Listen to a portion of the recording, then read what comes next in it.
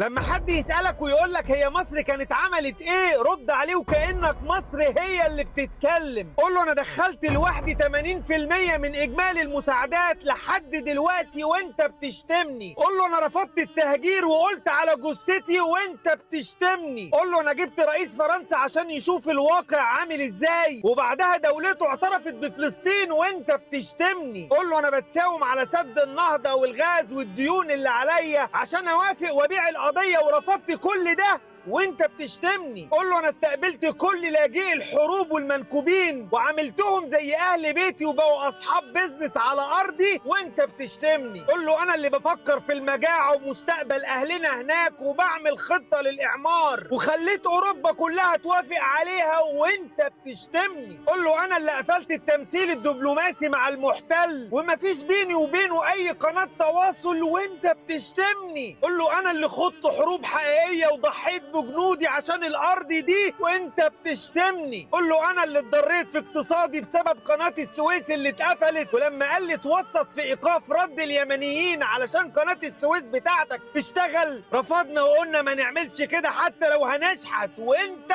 بتشتمني. قول له رغم كل اللي انا عملته ده وحاسس اني مقصر ومش قادر اجازف بالحرب لوحدي، انا كده بنتحر وانت مش هتعمل حاجه غير انك تشتمني. عارفين بقى انتوا عملتوا ايه غير انكم تشتمونا؟ في منكم اللي دفع فلوس للنتن واعلامه علشان يشوهوا صورة مصر، وفي منكم اللي عمل تدريبات عسكرية مع الكيان في عز الابادة، وفي منكم اللي هرب وقت ما طلبنا منه ياخد موقف ثابت وما يخافش، وفي منكم اللي فتح ارضه عشان الانجاس يضربوا منها اخواته، وفي منكم اللي التبادل الاقتصادي بتاعه مع الكيان زاد عن السنين اللي فاتت، وفي منكم اللي جاب طيارة خاصة لابو حنان عشان يشتري امنه وامانه، وفي منكم اللي كان بيزود جيش الكيان بقطع حربية للإف 35 علشان تطلع تقصف وتدمر القطاع. قول له أنا هفضل أعمل كده لأنه واجب واتكتب عليا، وأنت هتفضل تشتمني لأنك رخيص وده مقامك الحقيقي. مصر مش هتقع، مصر مذكورة في القرآن، مصر